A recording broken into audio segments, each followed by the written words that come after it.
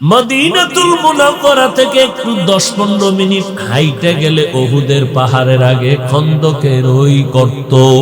নবী নিজে কাজে নামলেন, সাহাবায়ে কেরামও কাজ করলেন। কিছুক্ষণ পরে কয়েকজন সাহাবারা নবীর সামনে দাঁড়ায় বলে, নবী, আমাদের বাড়ি পাহারা দেওয়ার কেউ নাই, অর্থাৎ রোদের তাপ, পেটে ক্ষুধা, পাথর খনন করতে অনেক কষ্ট। এটা বলতে না পারিয়া অজুহাত দিয়া কয়, নবী ছুটি দেন, বাড়ি যাব। মায়ার নবী জামা মোবারকটা উঠাইয়া দিয়া কয়, দেখো তোমাদের নবীজির কি হালাত। সাহাবায়ে কেরাম তাকায় দেখে আমরা পাথর বেঁধেছি একটা, আর আমার মায়ার নবী ক্ষুধার যাতনায় পেটে পাথর বেঁধেছে দুইটা। নবীও কান্না করে, সাহাবায়ে কেরামও কান্নায় বিভোর। আমার মায়ার নবী পেটে পাথর বেঁধে দিনের জন্য দাওয়াত দিলেন। খন্দকের যুদ্ধে নবী বললেন, ও সাহাবায়ে কেরাম, তোমরাও কাজ করো, আমি নবীও কাজ করি। প্রচন্ড রোদের তাপ, বালুকাময় জমিনে পাথর খনন করার কাজে নবী নিজে নেমে গেলে। যেই নবীর শরীরের মধ্যে মশা মাছি পড়া হারাম, সূর্যের তাপ নবীর গায়ে লাগে না, মেঘ ছায়া দেয়, কষ্ট পাবে নবী। আমার নবীর ঘাম থেকে মিশকের ঘ্রাণ। মদিনাতুল মুনাওয়ারা থেকে একটু 10-15 মিনিট হাইটে গেলে উহুদের পাহাড়ের আগে খন্দকের ওই গর্ত। নবী নিজে কাজে নামলেন, সাহাবায়ে কেরামও কাজ করলেন। কিছুক্ষণ পরে কয়েকজন সাহাবারা নবীর সামনে দাঁড়ায় বলে, নবী, আমাদের বাড়ি পাহারা দেওয়ার কেউ নাই, অর্থাৎ রোদের তাপ, পেটে ক্ষুধা, পাথর খনন করতে অনেক কষ্ট। এটা বলতে না পারিয়া অজুহাত দিয়া কয়, নবী ছুটি দেন, বাড়ি যাব, আমার ঘরে অসুস্থ। আর একজন বলে, পাহারা দেওয়ার কেউ নাই। আল্লাহ কয়, নবী জিবরাইল নবীরে জানায় দাও, এদের ওই অজুহাত সব মিথ্যা, এদের অন্তরে দুর্বলতা, নেফাকি ভরা। আর একদল সাহাবায়ে কেরাম আসল যারা, এরা নবীর সামনে দাঁড়াইলেন, জামাটা উঠাইয়া চোখের পানি ছেড়ে কাঁদেন। নবী দেখে সাহাবায়ে কেরাম খানা নাই, পাথর বেঁধে বেঁধে পরে পেটে বাদ দিয়া কাজ করে। নবী চুপচাপ দেখিয়া বলে, ও সাহাবায়ে কেরাম, আপনারা কি মনে মনে ভাবছেন নবী মনে হয় আরামে খায় আর ঘুমায়? আপনারা পেটে পাথর বেঁধে কাজ করতেছেন দিন জিন্দা রাখার জন্য। মায়ার নবী জামা মোবারকটা উঠাইয়া দিয়া কয়, দেখো তোমাদের নবীজির কি হালাত। সাহাবায়ে কেরাম তাকায় দেখে আমরা পাথর বেঁধেছি একটা, আর আমার মায়ার নবী ক্ষুধার যাতনায় পেটে পাথর বেঁধেছে দুইটা। নবীও কান্না করে, সাহাবায়ে কেরামও কান্নায় বিভোর। পয়গম্বরের একজন সাহাবী হঠাৎই অবস্থা দেখে, পাশে ছিল ঘর, দিছে দৌড়। ঘরের মধ্যে গিয়া যাইয়া বিবিরে কয়, বিবি, রুটি বানানোর আটা আসেনি? সামান্য কিছু আছে, 2-3 জন খাওয়ার মতো। বকরি আসেনি? একটা বাচ্চা আছে। বলে, দেখি নবীরে গিয়া দাওয়াত দেই। নবী পাথর বেঁধে বেঁধে গর্ত খনন করে। নবীর ক্ষুধা তৃষ্ণা, সাহাবায়ে কেরামের চোখে পানি। নবীরে গিয়া কানে মুখ লাগায় কয়, নবীজি, আমার ঘরে 2-3 জনার রুটি আছে, আটা আছে রুটির মতো, একটু যদি আসতেন, চুপে চুপে আইসা আপনার একটু খানা দিতাম। মায়ার নবী শত শত সাহাবায়ে কেরামের ডাক দিয়া কয়, তোমরা আসো, আমার সাহাবী তোমাদের সবাইকে দাওয়াত দিছে, তার ঘরে খানার আয়োজন। পেয়ে গেলেন, আবার একটা দৌড় দিয়ে ঘরে গিয়ে কয়, বিবি সর্বনাশ, নবীরে গোপনে বললাম 2-3 জনার খানা আছে, নবী সবাইরে দাওয়াত দিছে, এখন কি উপায় হবে? মান সম্মান কি হবে? আল্লাহর বান্দি যেমন তেমন কোন বান্দি না। আল্লাহর বান্দি আবেদা, সালেহা, জাকেরা, শাকেরা। আল্লাহর বান্দি নেককারিনী, কোরআন পড়ে, নামাজ পড়ে, স্বামীর জন্য দোয়া করে, স্বামীর হাতটা ধরে কয়, স্বামী আমার এত কেন পেরেশান হয়ে গেছো? কোনো পেরেশানি করবা না, কারণ তোমার আমার জবানে কথা বলা হয় না, সবাইরে দাওয়াত দিছে কার জবানে? কয় আখিরি নবী রহমাতুল লিল আলামিনের জবানে আওয়াজ। কয় আমার নবী যদি বলে থাকে কোনো ভয় নাই, আমার নবী যদি বলে থাকে আলহামদুলিল্লাহ, নবীর কথার উপরে তুমি চুপ থাকো। এইবার সাহাবী দৌড়াইয়া বিবি থেকে সান্ত্বনা পায় নবীর কাছে গেলেন। নবীর কাছে যাওয়ার পর মায়ার নবী দেখেন সাহাবীর মনটা কেমন যেন পেরেশান। এই পেরেশান কেন?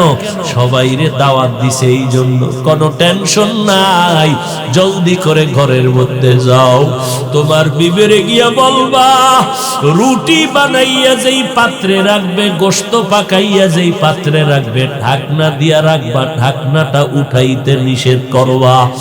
আমি নবী আইসা নিজের হাতে ঢাকনা উঠাবো। মায়ার নবী সবাইরে নিয়ে আসলেন। এই সাহাবী, দেও তোমার রুটি পেয়ালাটা নিয়ে আসো, গোশতের পেয়ালা নিয়ে আসো। নবী নিজ হাতে উঠাইয়া এবার রুটি দেয়, গোশত দেয়, রুটি দেয়, গোশত দেয়, রুটি দেয়, গোশত দেয়। সাহাবায়ে কেরাম পেট ভরে খাইতেছেন। এরপরে নবীও দেখে না, গোশত উঠায়, রুটি উঠায়, উঠতেছে, শত শত সাহাবায়ে খাচ্ছে। এরপরে বলে এবার কিছু থাকলে ঘরে নিয়ে যাও। সাহাবী বলে ঘরে নিয়ে যাওয়ার পরে দেখি যেই পরিমাণ রুটি আর গোশত মোটেও কমিয়া যায় না। মায়ার নবীর বরকত, এই হালালের ভেতরে বরকত রে বাবা, হারামের ভেতরে বরকত নাই। তুমি কোটি টাকা কামাই করলে কি লাভ হবে যদি তোমার টাকার উপরে দুদকের নোটিশ জারি হয়? তোমার 10 তলা বিল্ডিং উঠাইলে কি লাভ হবে যদি বিল্ডিং এর রাজুকের নোটিশ আসে? ও বাবা, তোমার সম্মানের চেয়ারে বসলে লাভ কি হবে? ওই চেয়ারের বিরুদ্ধে যদি রাস্তায় জোতা মিছিল করে, ওই চেয়ারের লাভ কি? ওই সম্মানের লাভ কি? অথচ মায়ের দোয়া নিয়ে অল্প খাও, অল্প চলো, মানুষের দোয়া নাও। মানুষের দোয়া নিয়ে যদি আগাও, মা যদি দোয়া করে মানুষের দোয়া লাগবে, মায়ের দোয়া লাগবে। নিজে যা পারো খাও হালাল ভাবে, মরিয়া গেলে হারাম খাইও না। সন্তানগুলোকে হালাল খানা দিয়ে তৈরি করে যাও, কোনোদিন সন্তান হারাম খাবে না, রক্ত নাপাক হবে না, এমন একটা সন্তান রেখে যাও। ও সন্তানেরা, মা বাবার দোয়া নিয়ে সামনে আগাইতে থাকো। ওই মা বাবায় যদি কলিজা দিয়া দোয়া করে আর তোমার মায়ের দোয়া আরশে আজিমে চলে যাবে, একটা সেকেন্ডের জন্য মাঝখানে পর্দা আটকাবে না। ওই মা বাবার দোয়া নিয়ে হালাল উপার্জন করো। টাকার বাহাদুরি করে লাভ কি হবে রে বাবা? ওই টাকা নিয়ে তো কবরে যাইতে পারবা না। দুনিয়ার রাষ্ট্রনায়ক সাহাবী, নবীর আদর্শের সাহাবীকে দাওয়াত দিয়েছে রাজ দরবারে, গিয়া খানা খাইতে বসছেন। দস্তারখানে খানা পড়ে গেছে, উঠাইয়া খাইছেন। রাজ দরবারের লোকেরা বলে ছোট লোকের মতো কেন কাজটা করলেন? এমনটা না করলেও তো হতো। সাহাবী হুঙ্কার দিয়া বললেন, আরে বেঈমান, জানো না আমি এমন একজন নবীর উম্মত, আতরুকু সুন্নাতা হাবিবি লিহাউলাইল হুমাকা। তোদের মতো মূর্খদের কারণে আমি আমার হাবিবের সুন্নাত ছেড়ে দিতে পারি না। নবীর যুগে চেয়ার ছিল, টেবিল ছিল, কখনো নবী চেয়ার টেবিলে খানা খান নাই। আর আমগো চেয়ার টেবিলে খানা না খাইলে ভদ্রতা ঠিক থাকে না। নবীর যুগে চেয়ার ছিল, টেবিল ছিল, কিন্তু খানা চেয়ার টেবিলে খান নাই, সমতল জমিনে বসে খাইতেন। আর আমগো সমাজে চেয়ার টেবিলে না খাইলে ভদ্রতা ঠিক থাকে না, দস্তারখান তো নাই। আবার একদল পেছনে আওয়াজ দেয় দস্তারখানের কোনো প্রয়োজন নাই, এমনি তো নাচনেওয়ালা বুড়ি আরো যদি পায়। এমনি তো মানুষ আমলের দিকে আগ্রহী না। মানুষ সুযোগ পাইলে নামাজটা মাফ করাইতে পারলে খুশি। কিন্তু এর মধ্যে যদি আর এক টুপিওয়ালা কয় নামাজ লাগে না, কাজা লাগে না, সুন্নত লাগে না, নফল লাগে না, ঘর ভরার ভিতরে আলু ভরা। আল্লাহ হেদায়াত দান করুন। जिंदगी में बंदगी तू करना है, जिंदगी में बंदगी तू करना है, जिंदगी में बंदगी शर्मिंदा है, जिंदगी बे बंदगी शर्मिंदा है। दुनिया में हो दुनिया का तलबगार ना हो,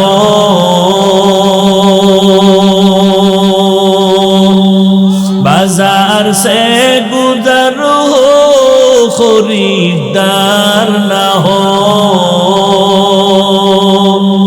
दुनिया में हो दुनिया का तलबगार ना हो, बाजार से गुजर हो खरीदार ना हो।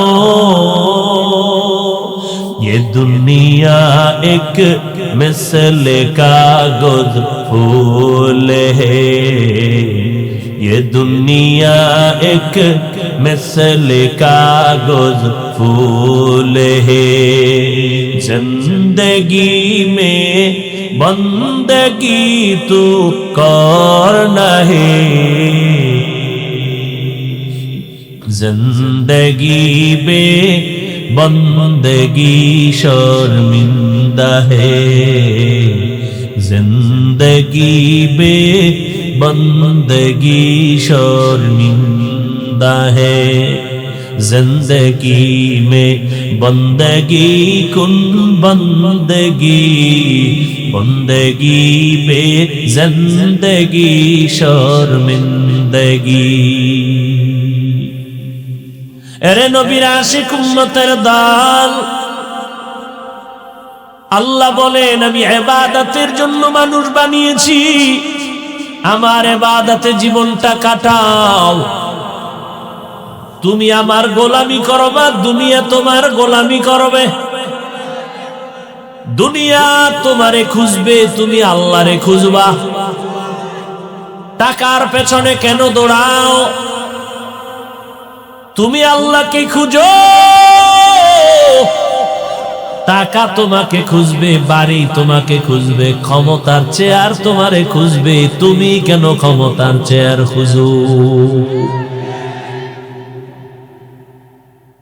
الدنيا خلقت لكم وأنكم خلقتم للآخرة। আল্লাহ দুনিয়া বানাইছেন তোমার আমার গোলামির জন্য, তোমারে আমারে বানাইছেন আল্লাহর ইবাদতের জন্য। আল্লাহর ইবাদত করো, দুনিয়ার সব তোমার গোলামি করবে। মূসা নবী আল্লাহর গোলামি করে, পানি তার গোলামি করে। লাঠি দিয়ে আর বাড়ি মারছে রাস্তার মধ্যে, 12টা রাস্তা হয়ে গেল। ফেরাউন মূসা নবী দৌড় দিয়াও পার গেলেন। ফেরাউন কয় আমরাও দে। রাস্তার মাঝে যখন ফেরাউন গেল, আল্লাহ কয় ও রাস্তা রে, তুই আগের মতো পানি হয়ে যা। পানি হয়ে গেল। ফেরাউন পানির মধ্যে লোহিত সাগরে চুবানি ডুবানি খাইয়া এবার কয় আল্লাহ বারে বাঁচাও, আমি তোমার ঈমান, তোমার উপর ঈমান আনতেছি। আল্লাহ বলে সময় মতো ঈমান আনো নাই, এখন মাইনকা সিফায় আটকায় গেছে, এখন আর কালেমা পড়লে লাভ হবে না।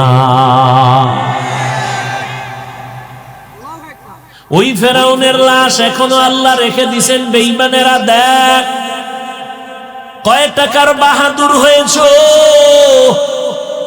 নমরুদ, ফেরাউন, সাদ্দাত, হামানের মতো জীবনে হতে পারবা? ওই নমরুদের অবস্থা খারাপ, ফেরাউনের অবস্থা খারাপ। আজ দুনিয়াতে খুঁজো, কোন বেঈমানের ঘরে ফেরাউন নামের একটা সন্তান নাই, নমরুদ নামের আসেনি। কাউকে যদি বলি আরে বেঈমান সন্তানের নামটা ফেরাউন রাখলে মাসে 1 লাখ টাকা দেব, ফেরাউনের নাম রাখতে কেউ রাজি হইবেনি। আঙ্গো বাঙালিরে যদি কয়, বাঙালি কইবে কয় লাখ দিবি, বলে 1 লাখ, কয় দিবি নি, কয় দিব, কসম, কয় কসম, কত একটু 3 দিন চিন্তা করে লই। 3 দিন চিন্তা করে বলবে করোনার ভিতরে 1 লাখ টাকা তো কম না, টাকাটা ফাড়ায় দিস, ব্যাংকে দিলে হবে না, এটা দলিল থেকে যাবে, গোপন এসে দিয়ে যাবি, ফেরাউন ছেলের নাম রেখে দিলাম, পরে তওবা করে নিব।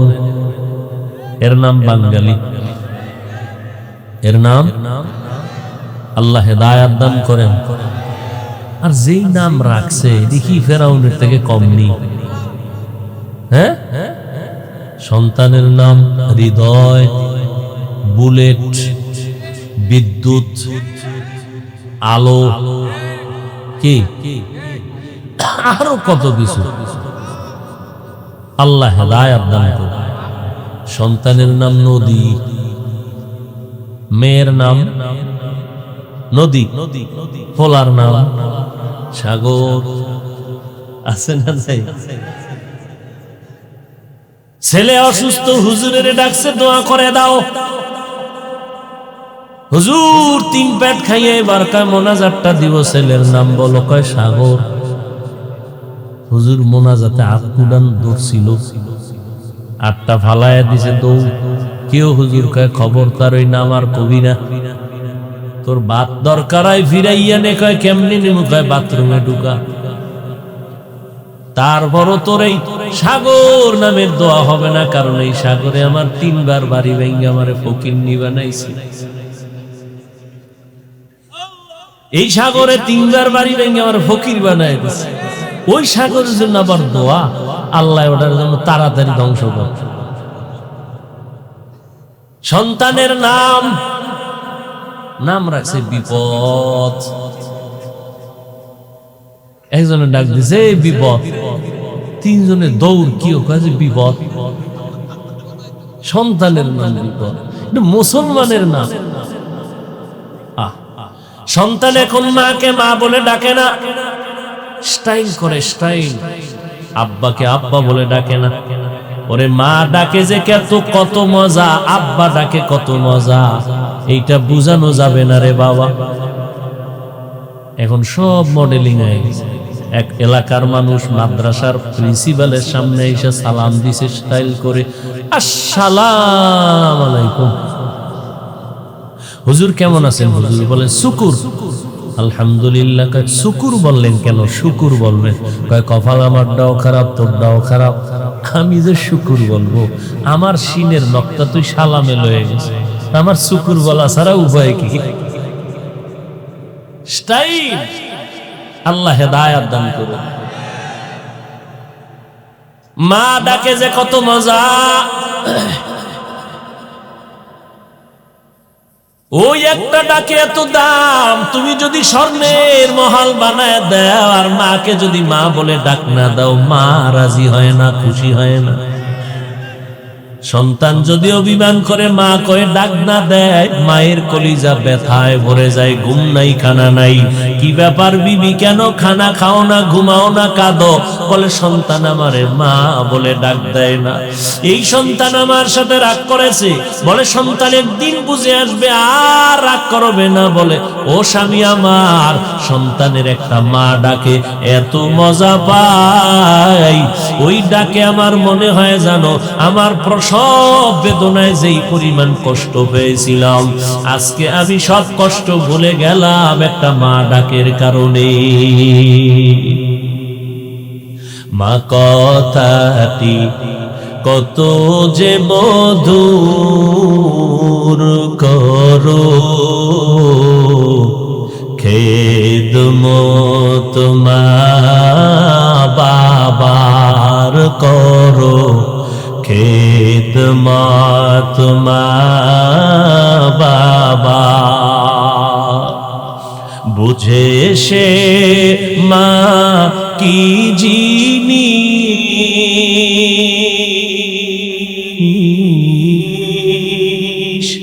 বুঝে সে মা কি জিনিস। দুনিয়ায় মানাই যাহার খেদমত মা বাবার করো, খেদমত মা বাবার। নবীজি এসে দুনিয়া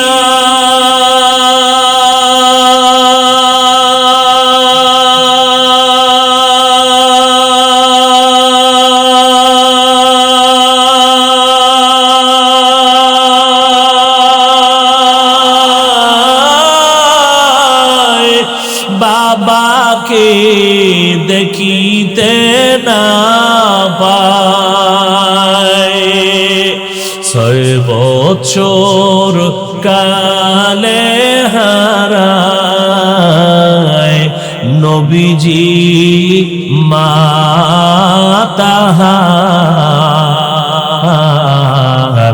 খেদমত মা বাবার করো, খেদমত মা বাবার।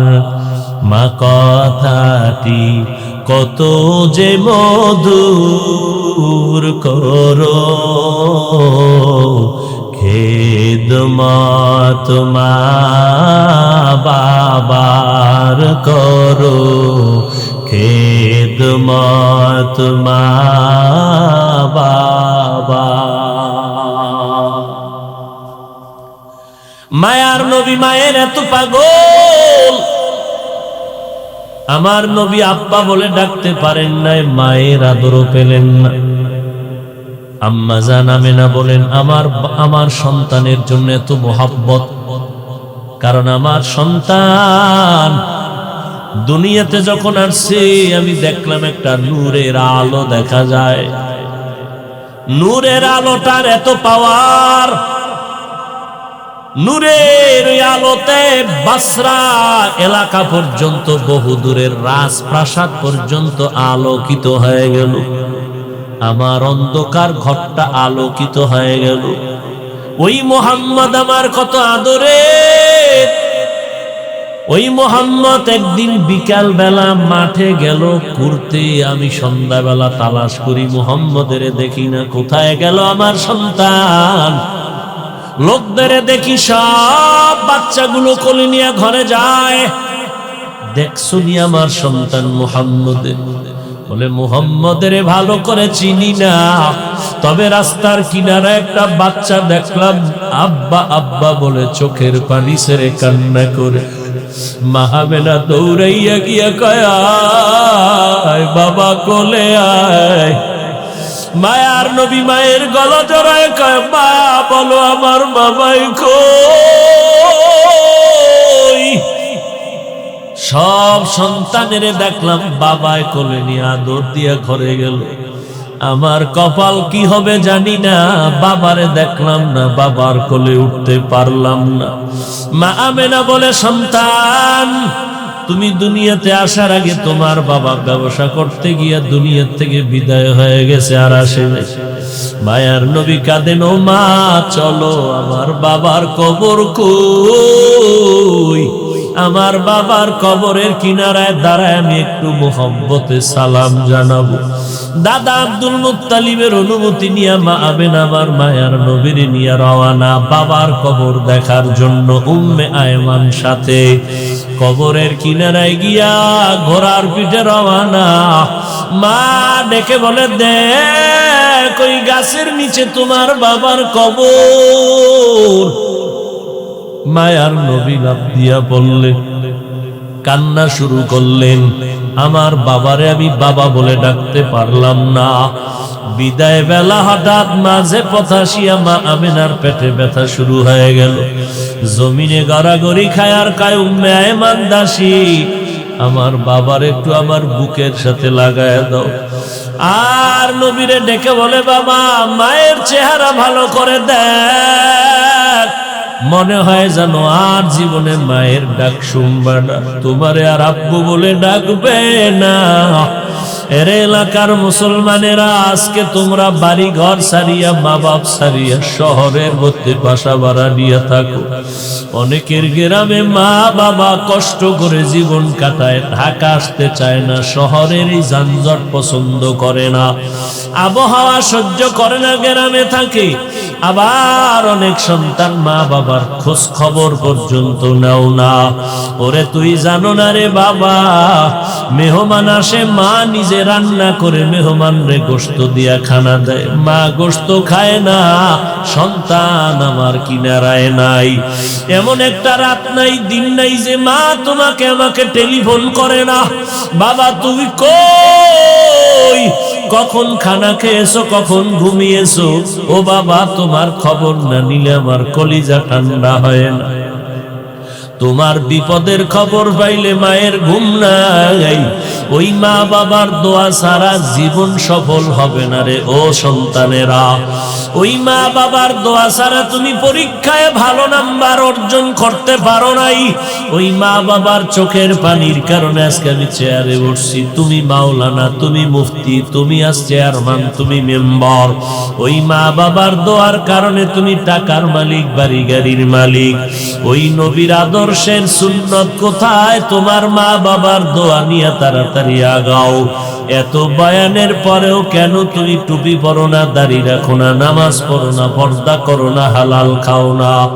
এরে নবীর উম্মতের দল, আমার মায়ার নবী চোখের পানি ছেড়ে কাঁদেন। আমার মায়ার নবী পেটে পাথর বেঁধে দিনের জন্য দাওয়াত দিলেন। খন্দকের যুদ্ধে নবী বললেন, ও সাহাবায়ে কেরাম তোমরাও কাজ করো, আমি নবীও কাজ করি। প্রচন্ড রোদের তাপ, বালুকাময় জমিনে পাথর খনন করার কাজে নবী নিজে নেমে গেলেন। যেই নবীর শরীরের মধ্যে মশা মাছি পড়া হারাম, সূর্যের তাপ নবীর গায়ে লাগে না, মেঘ ছায়া দেয়, কষ্ট পাবে নবী। আমার নবীর ঘাম থেকে মিশকের ঘ্রাণ, মদিনাতুল মুনাওয়ারা থেকে একটু 10-15 মিনিট হাইটে গেলে উহুদের পাহাড়ের আগে খন্দকের ওই গর্ত। নবী নিজে কাজে নামলেন, সাহাবায়ে কেরামও কাজ করলেন। কিছুক্ষণ পরে কয়েকজন সাহাবারা নবীর সামনে দাঁড়ায় বলে, নবী আমাদের বাড়ি পাহারা দেওয়ার কেউ নাই, অর্থাৎ রোদের তাপ, পেটে ক্ষুধা, পাথর খনন করতে অনেক কষ্ট। এটা বলতে না পারিয়া অজুহাত দিয়া কয়, নবী ছুটি দেন, বাড়ি যাব, আমার ঘরে অসুস্থ। আর একজন বলে পাহারা দেওয়ার কেউ নাই। আল্লাহ কয়, নবী জিব্রাইল নবীরে জানায় দাও, এদের ওই অজুহাত সব মিথ্যা, এদের অন্তরে দুর্বলতা, নেফাকি ভরা। আর একদল সাহাবায়ে কেরাম আসল যারা, এরা নবীর সামনে দাঁড়াইলেন, জামাটা উঠাইয়া চোখের পানি ছেড়ে কাঁদেন। নবী দেখে সাহাবায়ে কেরাম খানা নাই, পাথর বেঁধে বেঁধে পরে পেটে বাদ দিয়ে কাজ করে। নবী চুপচাপ দেখিয়া বলে, ও সাহাবায়ে কেরাম আপনারা কি মনে মনে ভাবছেন নবী মনে হয় আরামে খায় আর ঘুমায়? আপনারা পেটে পাথর বেঁধে কাজ করতেছেন দিন জিন্দা রাখার জন্য। মায়ার নবী জামা মোবারকটা উঠাইয়া দিয়া কয়, দেখো তোমাদের নবীজির কি হালাত। সাহাবায়ে কেরাম তাকায় দেখে, আমরা পাথর বেঁধেছি একটা, আর আমার মায়ার নবী ক্ষুধার যাতনায় পেটে পাথর বেঁধেছে দুইটা। নবীও কান্না করে, সাহাবায়ে কেরামও কান্নায় বিভোর। পয়গম্বরের একজন সাহাবী হঠাৎই অবস্থা দেখে, পাশে ছিল ঘর, দিছে দৌড়, ঘরের মধ্যে গিয়া যাইয়া বিবিরে কয়, বিবি রুটি বানানোর আটা আসেনি? সামান্য কিছু আছে, 2-3 জন খাওয়ার মতো। বকরি আছে নাকি, একটা বাচ্চা আছে? বলে দেখি নবীরে গিয়া দাওয়াত দেই। নবী পাথর বেঁধে বেঁধে গর্ত খনন করে, নবীর ক্ষুধা তৃষ্ণা, সাহাবায়ে কেরামের চোখে পানি। নবীরে গিয়া কানে মুখ লাগায় কয়, নবীজি আমার ঘরে 2-3 জনার রুটি আছে, আটা আছে রুটির মতো, একটু যদি আসতেন চুপে চুপে আইসা আপনার একটু খানা দিতাম। মায়ার নবী শত শত সাহাবায়ে কেরামের ডাক দিয়া কয়, তোমরা আসো, আমার সাহাবী তোমাদের সবাইকে দাওয়াত দিছে, তার ঘরে খানার আয়োজন পেয়ে গেলেন। আবার একটা দৌড় দিয়ে ঘরে গিয়ে কয়, বিবি সর্বনাশ, নবীরে গোপনে বললাম 2-3 জনের খানা আছে, নবী সবাইরে দাওয়াত দিছে, এখন কি উপায় হবে? মান সম্মান কি হবে? আল্লাহর বান্দি যেমন তেমন কোন বান্দি না, আল্লাহর বান্দি আবেদা সালেহা জাকেরা শাকেরা, আল্লাহর বান্দি নেককারিনী, কোরআন পড়ে নামাজ পড়ে, স্বামীর জন্য দোয়া করে, স্বামীর হাতটা ধরে কয়, স্বামী আমার এত কেন পেরেশান হয়ে গেছো? কোনো পেরেশানি করবা না, কারণ তোমার আমার জবানে কথা বলা হয় না, সবাইরে দাওয়াত দিছে। কার জবানে? কয় আখিরি নবী রহমাতুল লিল আলামিনের জবানে আওয়াজ। কয় আমার নবী যদি বলে থাকে কোনো ভয় নাই, আমার নবী যদি বলে থাকে আলহামদুলিল্লাহ, নবীর কথার উপরে তুমি চুপ থাকো। এইবার সাহাবী দৌড়াইয়া বিবির থেকে সান্ত্বনা পায় নবীর কাছে গেলেন। নবীর কাছে যাওয়ার পর মায়ার নবী দেখেন সাহাবীর মনটা কেমন যেন পেরেশান। এই পেরেশান কেন? সবাইরে দাওয়াত দিছে এই জন্য। কোনো টেনশন নাই, জলদি করে ঘরের মধ্যে যাও, তোমার বিবেরে গিয়া বলবা রুটি বানাইয়া যেই পাত্রে রাখবে, গোশত পাকাইয়া যেই পাত্রে রাখবে, ঢাকনা দিয়া রাখবা, ঢাকনাটা উঠাইতে নিষেধ করবা। আমি নবী আইসা নিজের হাতে ঢাকনা উঠাবো। মায়ার নবী সবাইরে নিয়ে আসলেন। এই সাহাবী, দেও তোমার রুটি পেয়ালাটা নিয়ে আসো, গোশতের পেয়ালা নিয়ে আসো। নবী নিজ হাতে উঠাইয়া এবার রুটি দেয়, গোশত দেয়, রুটি দেয়, গোশত দেয়, রুটি দেয়, গোশত দেয়। সাহাবায়ে কেরাম পেট ভরে খাইতেছেন। এরপরে নবীও দেখে না, গোশত উঠায়, রুটি উঠায়, উঠতেছে, শত শত সাহাবায়ে খাচ্ছে। এরপরে বলে এবার কিছু থাকলে ঘরে নিয়ে যাও। সাহাবী বলে ঘরে নিয়ে যাওয়ার পরে দেখি যেই পরিমাণ রুটি আর গোশত মোটেও কমিয়া যায় না। মায়ার নবীর বরকত, এই হালালের ভেতরে বরকত রে বাবা, হারামের ভেতরে বরকত নাই। তুমি কোটি টাকা কামাই করলে কি লাভ হবে যদি তোমার টাকার উপরে দুদকের নোটিশ জারি হয়? তোমার 10 তলা বিল্ডিং উঠাইলে কি লাভ হবে যদি বিল্ডিং এর রাজুকের নোটিশ আসে? ও বাবা, তোমার সম্মানের চেয়ারে বসলে লাভ কি হবে? ওই চেয়ারের বিরুদ্ধে যদি রাস্তায় জোতা মিছিল করে,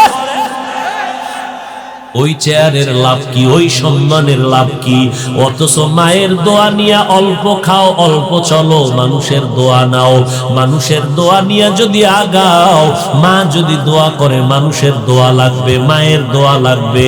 নিজে যা পারো খাও হালাল ভাবে, মরিয়া গেলে হারাম খাইও না। সন্তানগুলোকে হালাল খানা দিয়ে তৈরি করে যাও, কোনোদিন সন্তান হারাম খাবে না, রক্ত নাপাক হবে না, এমন একটা সন্তান রেখে যাও। ও সন্তানেরা, মা বাবার দোয়া নিয়ে সামনে আগাইতে থাকো। ওই মা বাবায় যদি কলিজা দিয়া দোয়া করে আর তোমার মায়ের দোয়া আরশে আজিমে চলে যাবে, একটা সেকেন্ডের জন্য মাঝখানে পর্দা আটকাবে না। ওই মা বাবার দোয়া নিয়ে হালাল উপার্জন করো। টাকার বাহাদুরি করে লাভ কি হবে রে বাবা? ওই টাকা নিয়ে তো কবরে যাইতে পারবা না। ঢাকার শহরে বসবাস করে যমুনা গ্রুপের মালিক, কোটি টাকার মালিক আজ আছে, করোনা আক্রান্ত হয়ে গেল, টাকার বালিশ বানায় ঘুমায়। ডাক্তারকে বলল কত কোটি টাকা তোমার লাগবে, নিয়ে যাও,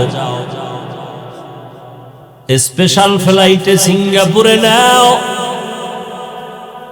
আমাকে সুচিকিৎসা করে আমাকে ভালো বানাও, কত হাজার কোটি টাকা লাগবে, নিয়ে যাও। আজকে ঢাকার শহরে যমুনা গ্রুপের বাড়ি গাড়ি টাকা পয়সা ফ্যাক্টরি সব পড়ে থাকলো মালিক। এরে আল্লাহর বান্দারা, এই জন্য বললাম তোমার ওই টাকার বাহাদুরি কি লাভ হবে? কবরে নিয়ে যেতে পারবা না। ঢাকা এর পার্শ্ববর্তী একটা জেলার নাম মুন্সিগঞ্জ। কি নাম? এই জোরে কও। মুন্সিগঞ্জ জেলার মধ্যে একটা জায়গা আছে কাঠপট্টি। কি আছে?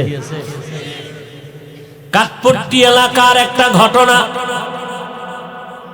কাঠের ব্যবসা করতো না যে কোনো ব্যবসায়ী, এমন কোনো গুনাহ নাই, করে নাই। ওই এলাকায় ব্যবসা করত। মরণ কোথায় হলো জানা নাই। কাঠপট্টি এলাকায় ঘটনা, লোকটা থাকতো কাঠপট্টি, মরার পরে কি তারে বাড়ি নিছে না ইন্ডিয়ায় নিছে এটা আল্লাহ ভালো জানে। চরমনার সৈয়দ ইসহাক রাহমাতুল্লাহ আলাইহি কত বছর আগে এই ঘটনা তিনি লিখে গেছেন কিতাবে। ওই বান্দা টাকার গরমে এমন কোন গুনাহ নাই, করে নাই। যখন ইন্তেকাল হয়ে গেল, দাফন করার জন্য বড় ছেলে সহ জানাজা পড়ায় কবরে রাখলো। যেখানে কবর দিছে সেখানে, এটা কাঠপট্টি দিছে না তার এলাকার কোন গ্রামের বাড়িতে দিছে আল্লাহ ভালো জানে। যেখানেই দেখ, বহু আগের ঘটনা লিখেছেন সৈয়দ ইসহাক রাহমাতুল্লাহ আলাইহি চরমনাই। আল্লাহ তার কবরকে জান্নাতের উঁচু মাকাম বানায় দেন। চরমনাইয়ের বিরোধিতা করায় বাড়তেছে না কমতেছে? কি তোমার চুলখানিতে আমার ক্ষতি হবে না, তোমারই ক্ষতি হবে। যখন বড় সন্তান বাবার মোহাব্বতে কবরে নামলো জানাজার পরে, পকেটের ভিতরে টাকার বান্ডিল, দাফন কাফন করিয়া ঘরের মধ্যে আসলো। অফিসে আইসা বসার পর হঠাৎ পকেটে হাত দিয়ে দেখে টাকার বান্ডিল নাই।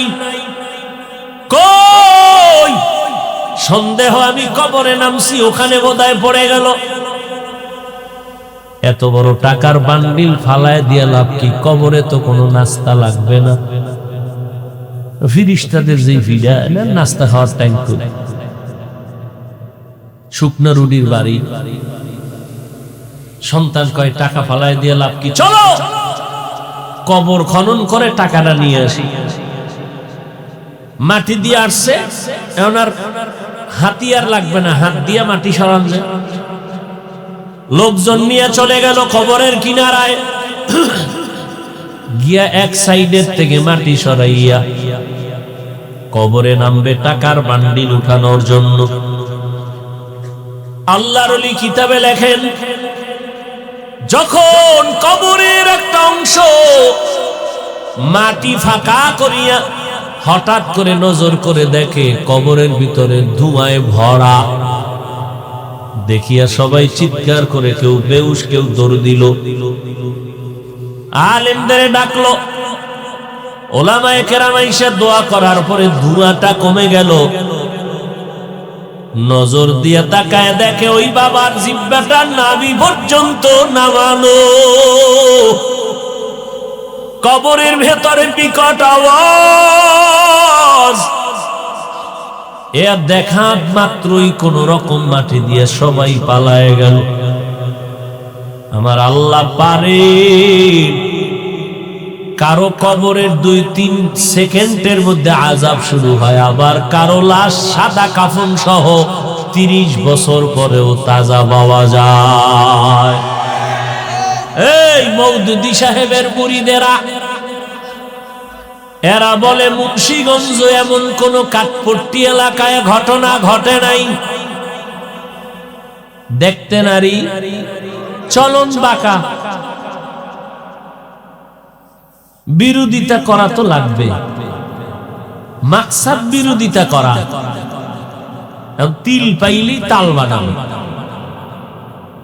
কোনটা দিয়ে আগাইতে পারে না। এবার নিজে দাঁত কামড়াইয়া ঠোঁট কাইতে ফেলাইছে,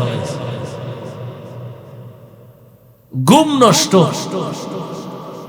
এই হলো বাতিলের চরিত্র। চরমনাই তাবলিগ দেওবন্দি কওমিওয়ালারা মানুষের হাতে পায়ে ধইরা নামাজ পড়ায়, টুপিওয়ালা বানায়, তাহাজ্জুদ পড়ায়, জিকির করায়, আউয়াবিন পড়ায়, ইশরাক পড়ায়, দস্তারখানের বয়ান দেয়। মানুষ সব আল্লাহর দিকে আগায়। এরা দেখতেছে এই মুহূর্তে আমগো স্বপ্ন বাস্তবায়ন হবে না। ওই বাতিলের গোষ্ঠী আর আমাদের আহলে হকের ভিতরে ব্যবধান।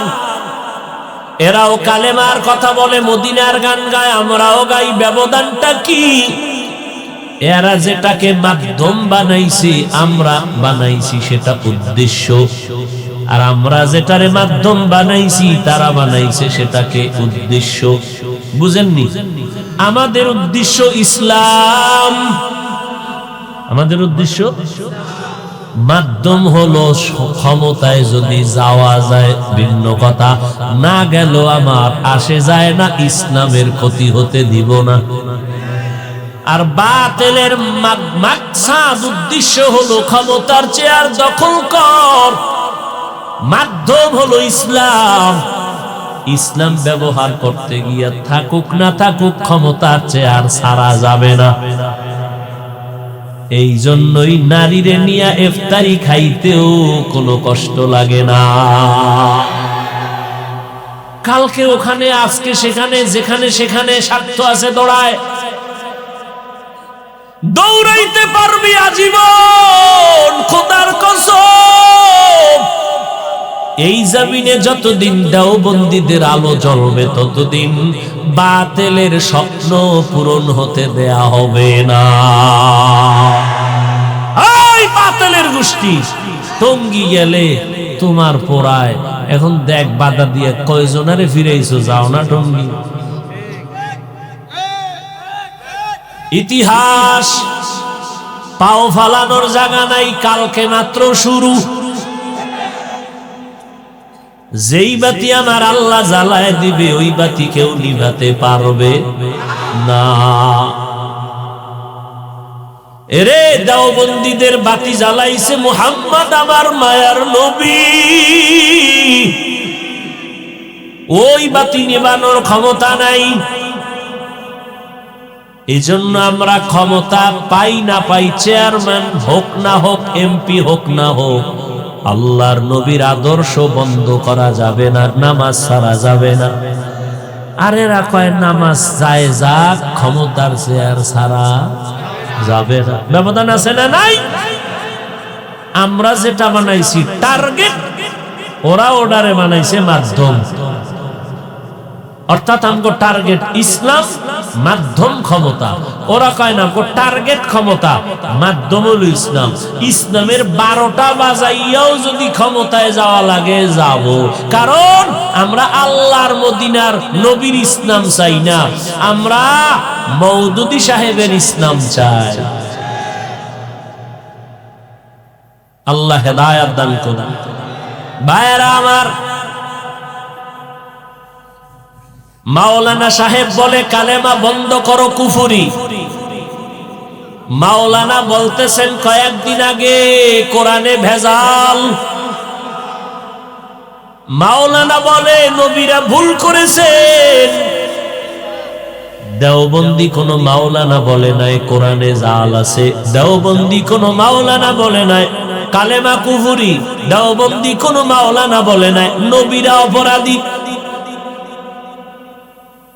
এই জন্য দেখছেন, যদি আমাকে দেওবন্দি চরমনাই কেউ কইতো, দেশটারে গরম বানায় ফালাইতো। কি যে কালেমারে কুফরি কইছে দেওবন্দিরা ধর, আর চরমনাইওয়ালারা কইলে তো সারছিল। কিন্তু মাওলানা হইয়া বলে কালেমা লা ইলাহা ইল্লাল্লাহ মুহাম্মাদুর রাসূলুল্লাহ এটা বন্ধ করো, এটা নাকি কুফরি কালেমা। কিরে নাউজুবিল্লাহ, দালাল দালাল বন্ধ কেন? এ যুবকেরা, কালেমা কুফরি মানো, কোরআনে জাল আছে মানো, রসুলেরা অপরাধ করেছেন মানো, তাহলে আজকে থেকে চিহ্নিত করবি এই মাওলানা কারা, এদেরকে চিহ্নিত কর।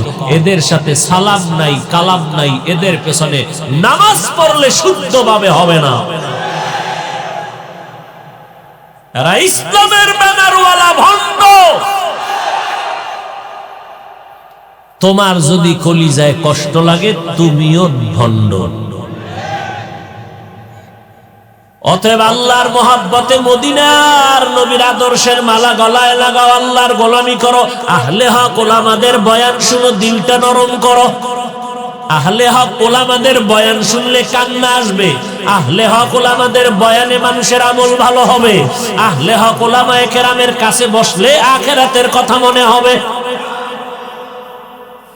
এই রকম আহলে হক ওলামা আগামীকাল বয়ান করবেন। আহলে হকদের মুহাব্বতের তরজমান পরশুদিন বয়ান করবেন। তুমি বিরোধিতা করনেওয়ালা করো, আমার দেখার টাইম নাই। আমার দেখার টাইম আমার মদিনার লাইন কত সুন্দর।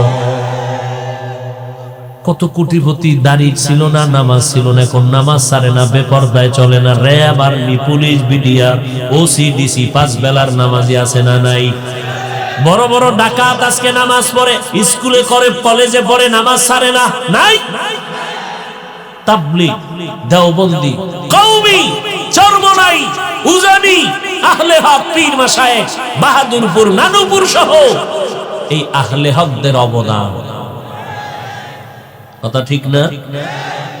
অতএব আহলে হকদের মুহাব্বত অন্তরে জমা করে, মা বাবার দোয়া নিয়া, আল্লাহর মুহাব্বত নিয়া, পেছনের গুনাহ থেকে তওবা করে নেও।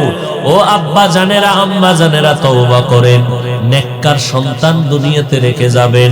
স্কুলে পড়লেও আলহামদুলিল্লাহ, তবে নামাজ যেন না ছাড়ে, কোরআন তেলাওয়াত যেন ভুলে না যায়। এই যুবকেরা, স্কুলে পড়ো, কলেজে পড়ো, ডাক্তারি পড়ো, ইঞ্জিনিয়ারিং পড়ো, আলহামদুলিল্লাহ, তোমাকে হাজারবার ধন্যবাদ। তবে দাবি তুমি নামাজ ছাড়বা না, মা বাবার সাথে বেয়াদবি করবা না, ওলামায়ে আহলে হকের বিরুদ্ধে কথা বলবা না, 5 বেলার নামাজ পড়ো। একদিন তুমি ডাক্তার হলেও তুমি মরিয়া গেলে মাটি দোয়া করবে, আলেমরা দোয়া করবে। পিছনে যদি অন্যায় করো, এখনই তওবা করো আর মনেরে বুঝাও, রে মন, আমার মতো কত যুবক স্কুল কলেজে ভরিয়াও নামাজ পড়ে, আমি কেন পারবো না?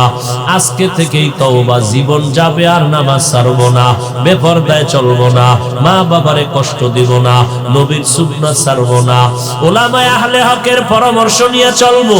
আল্লাহ আমাদের সবাইকে খাঁটি তওবার নিয়তে উলামায়ে আহলে হকের পরামর্শ নিয়ে চলার তৌফিক দান করেন, আমিন। আলহামদুলিল্লাহি রাব্বিল আলামিন, ওয়াসসালাতু ওয়াসসালামু আলা সাইয়্যিদিল আমবিয়া ওয়াল মুরসালিন ওয়া আলা আলিহি ওয়া আসহাবিহি আজমাইন। ইয়া আরহামার রাহিমিন, ইয়া আরহামার রাহিমিন, ইয়া আরহামার রাহিমিন, রব্বিরহামহুমা কামা রব্বায়ানি সগীরা। আয় আল্লাহ, আজকের মাহফিল কবুল করে নেন, আগামী 2 দিন কামিয়াবি দান করেন। আয় আল্লাহ, এলাকায় শান্তি দান করেন, ব্যবসা চাকরিজীবী কামাই রুজি যারা করে বরকত বাড়ায় দেন। ওলামায়ে আহলে হকদেরকে কবুল করেন। আয় আল্লাহ, মুরব্বী হাজী সাহেবদের কবুল করেন, আমার কলিজার যুবকদের কবুল করে নেন, ছাত্র ভাইদের কবুল করে নেন, পর্দার আড়াল মা বোনদের আবেদা বানায় দেন, সারা দুনিয়াবাসীকে মাফ করে দেন, বাংলাদেশ শান্তির দেশ বানায় দেন। আয় আল্লাহ, দেশের জন্য যারা জীবন দিল মাফ করে দেন, প্রশাসনিক ভাবে যারা কাজ করে দিনদার বানায় দেন। আয় আল্লাহ, সবার দিলের নেক আশা পূরণ করে দেন, নবীজির সুন্নাতওয়ালা জিন্দেগি দান করেন। আয় আল্লাহ, আমাদের সবাইকে দিনের খাদেম বানায় দেন, 5 ওয়াক্ত নামাজি, কোরআন পড়নেওয়ালা বানায় দেন, মোবাইলের গুনাহের থেকে হেফাজত করেন, আমার কলিজার যুবকদের দিনদার বানায় দেন। আয় আল্লাহ, ঘরে ঘরে শান্তি দান করেন। আয় আল্লাহ, মাদ্রাসা মসজিদ সহ সমস্ত শিক্ষা প্রতিষ্ঠান নবীর আদর্শওয়ালা বানায় দেন, গায়বী খাজানা থেকে প্রয়োজন মিটায় দেন। আয় আল্লাহ, সমস্ত মুসিবত থেকে হেফাজত করেন, আওয়াজের ভেতরে ইখলাস রুহানিয়াত স্পষ্টতা বাড়ায় দেন, চলার পথে ইজ্জতের সাথে হেফাজত করেন, দিলের নেক আশা পূরণ করে দেন।